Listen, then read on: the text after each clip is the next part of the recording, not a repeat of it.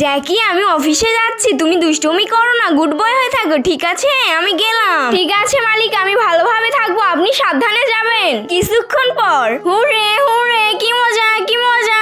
আরে অনেক খিদা পেয়েছে, এখন কি করব? যাই উপরে গিয়ে ডয়ার থেকে টাকা নিয়ে আসি। এই তো টাকা পেয়ে গেছি, যাই এখন বাজারে যাই। আমার গাড়িটা কোথায়? ওই তো গাড়িটা, গাড়ির এই পাশে টাকাটা রেখে দিলাম। এবার আমি গাড়িতে উঠে পড়লাম।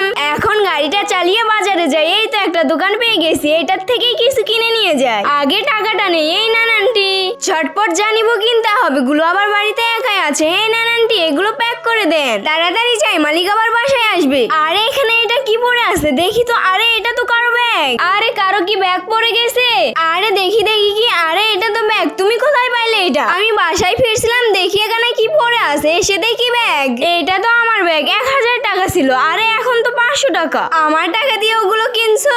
আরে না, তোমার ব্যাগে 1000 ছিল না 500 ছিল, আমি কিছুই দেখি নাই। দাও, আমি মালিকের থেকে টাকা পুড়িয়ে এনে দিচ্ছি। আরে বলার সঙ্গে সঙ্গে আবার নিয়েও গেল।